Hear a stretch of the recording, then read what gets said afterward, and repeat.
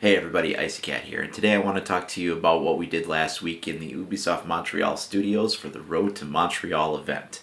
This was something that was hosted by the developers for Rainbow Six Siege, where they wanted to bring in some members of the community, some competitive gamers, some pro players, some of the Reddit moderators, and just kind of get them come in, talk about the game, play the game, get hands-on, behind-the-scenes access, give the developers the feedback that maybe would help them make a little bit better of a game in the end. And we got a chance to sit down with them and hang out both inside the studio and outside of the studio, and it just had an absolutely fantastic time.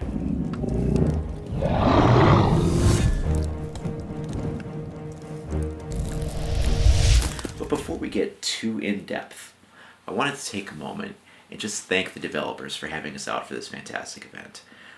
We had a great time.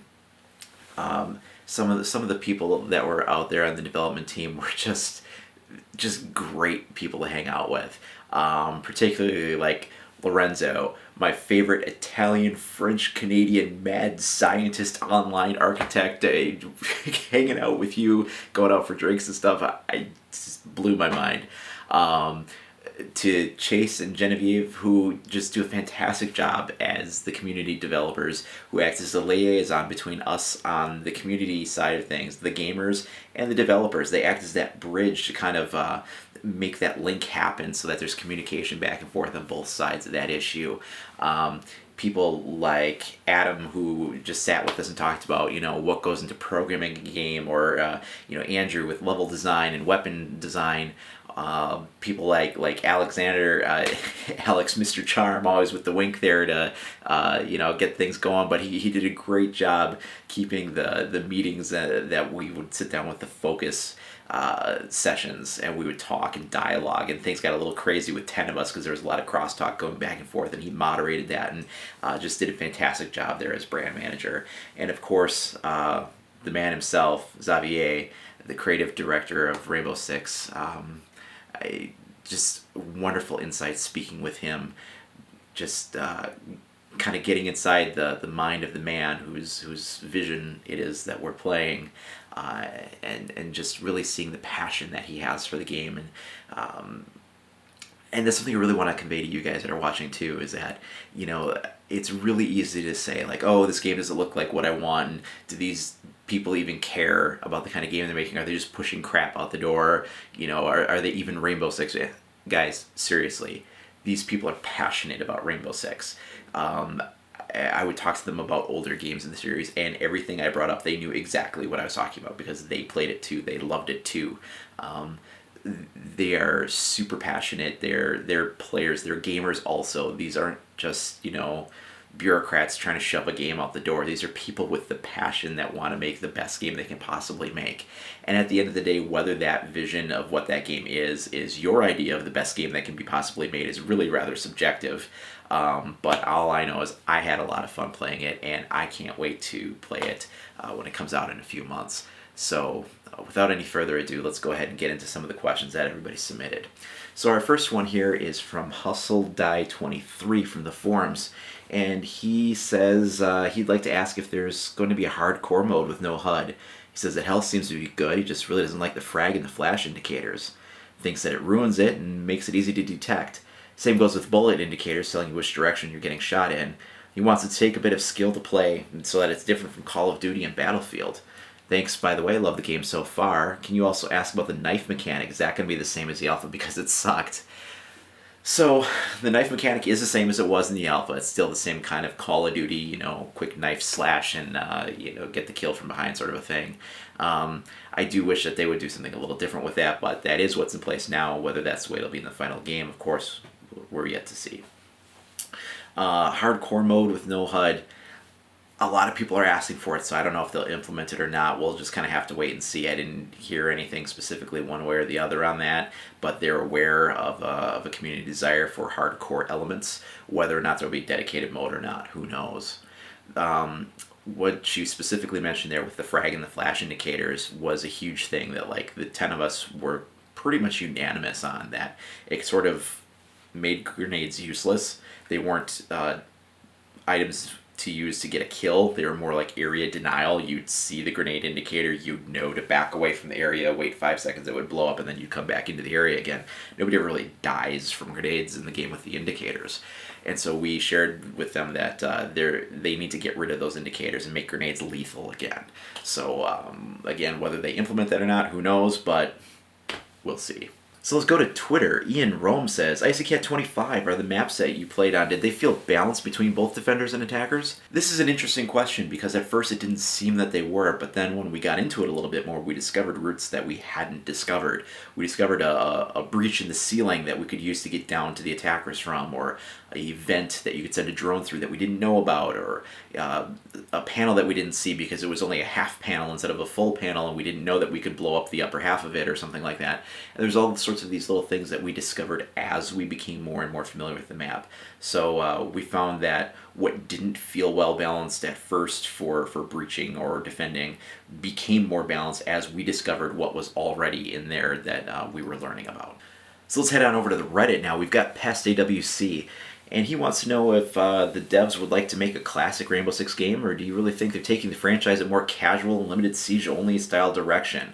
Since Siege and the restrictive operator system, lack of working doors, and casual elements are pretty much set in stone, what can be done to influence the next Rainbow Six now that we've seen some of the politics and how they work there?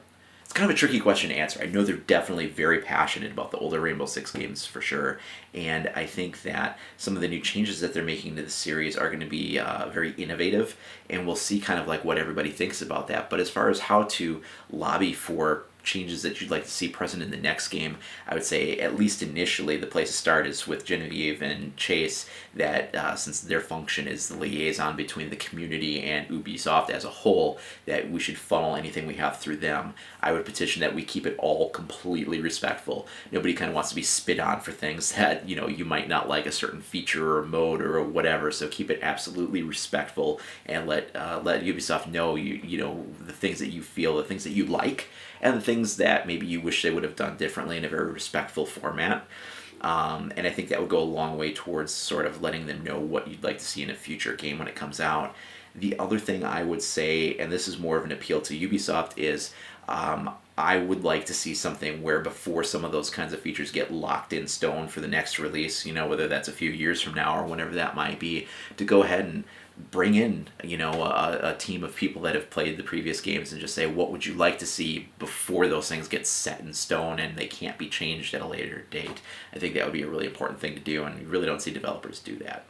Harvey Dole says, after playing with the latest version of the game, do you still believe that a hardcore mode is required? Does destruction seem random? Do walls always break in the same way?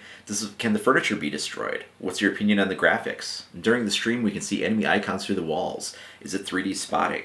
So I'll start with the last one first. That is, through the surveillance system or the drones, you can tag enemies. We'll talk about that a little bit more later. Do I think a hardcore mode needs to be enabled? I'd like to see it where they don't have a separate hardcore versus a casual mode, simply because I don't want the playlists to be fractured between multiple modes. I'd like to see them balance it to the point where it's sufficiently satisfying for the hardcore players, but still has some of the aids for the casual players so that there's a well-rounded balance of that. Destruction does not seem to be prefabricated as it is in Battlefield games. It seems to be procedural for sure. So if I shoot a shotgun here, that's where the hole's going to be. If I throw a grenade down there, that's where that hole is going to be. Absolutely. The other thing is the furniture. That can't be destroyed. I don't know if the bullet penetration applies to the furniture or not. I think that it does, but to be honest with you, I didn't let people shoot me through furniture to find out for sure, though. Quartzupio96 wants to know, has the sound evolved to something good? So I assume here you're talking about the sound as it was in the alpha, and has that changed? My answer to that is a qualified yes. They had the audio designer come in, and he really broke down like how the audio system works for positional audio and environmental audio. And I can't really get into the specifics of it, I'm not allowed to, but I can say what they're doing is innovative. They're handling these kinds of sound systems in a way that renders it more accurate to what we would hear in the real world and how we would respond to things than anybody else is doing right now.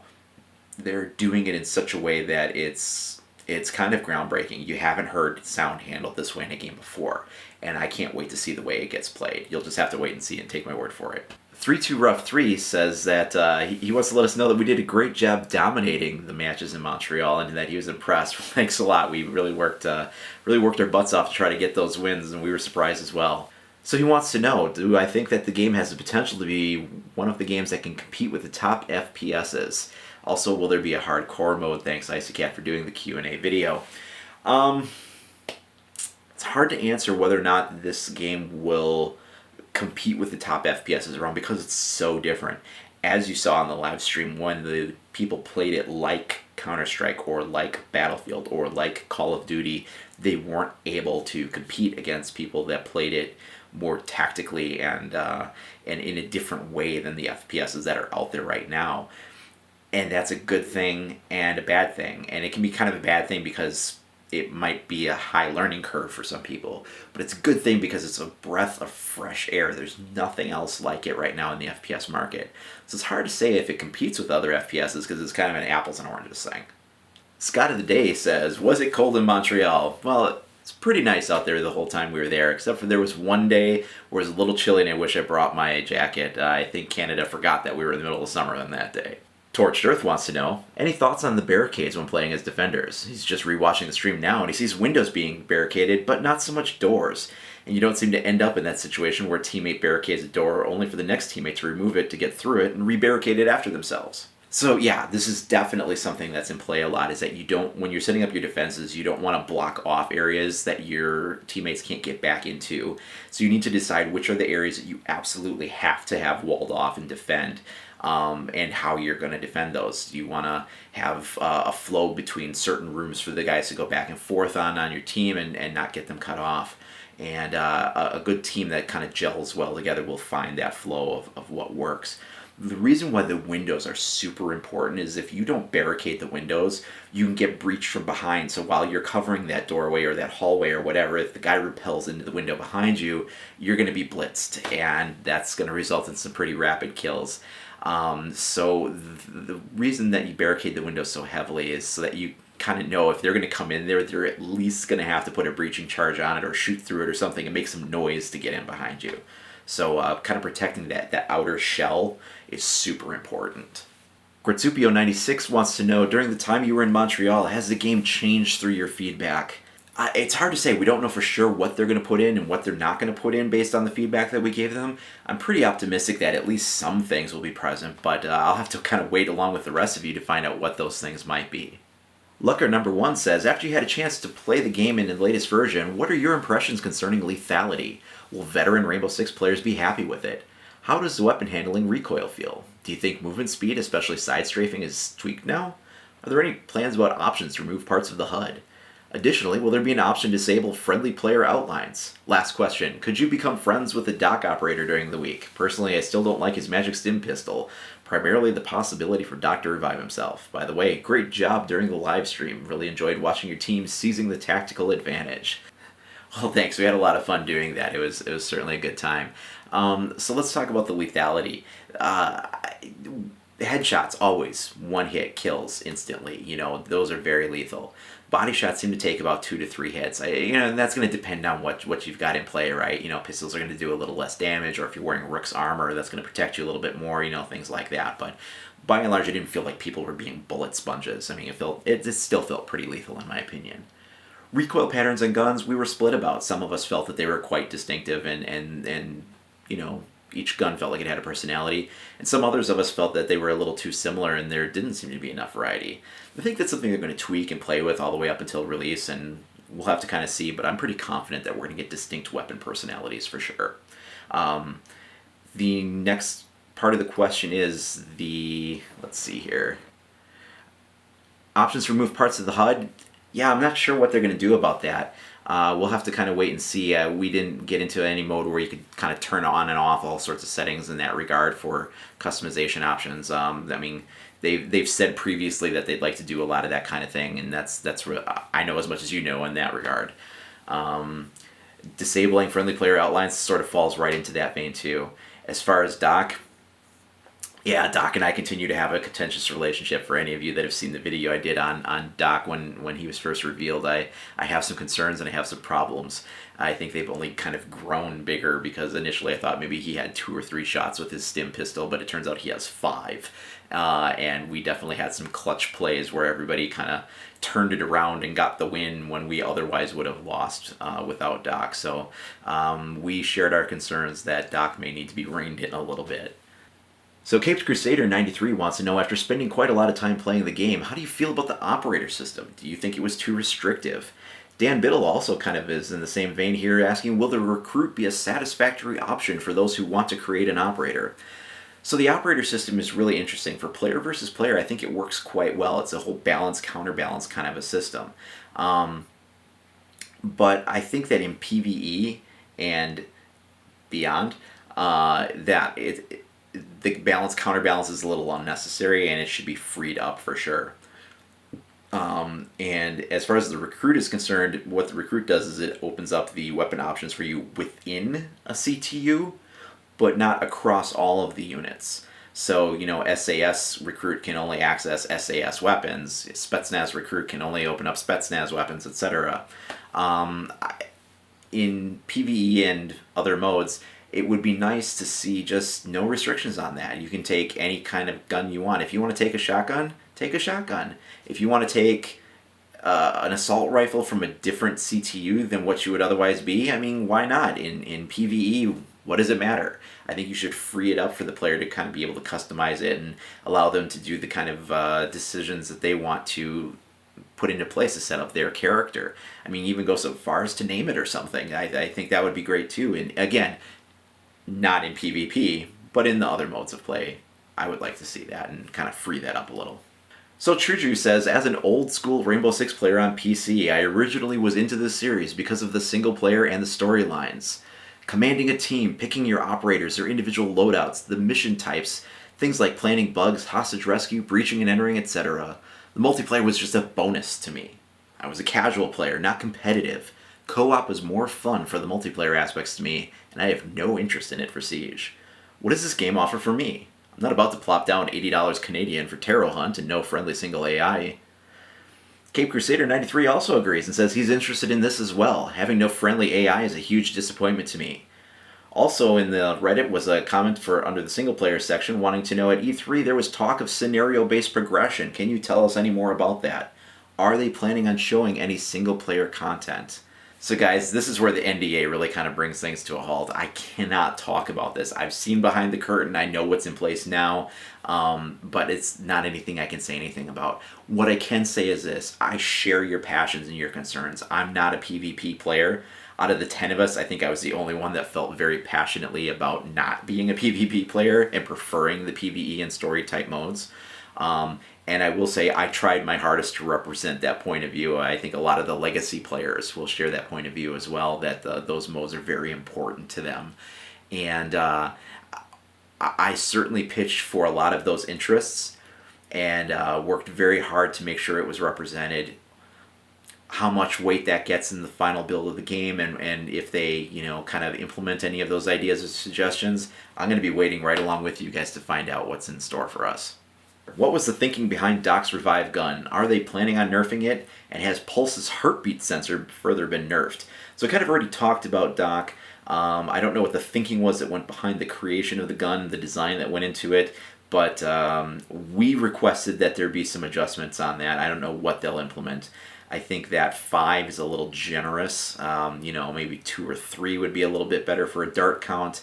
And some players felt that being able to revive himself is too much.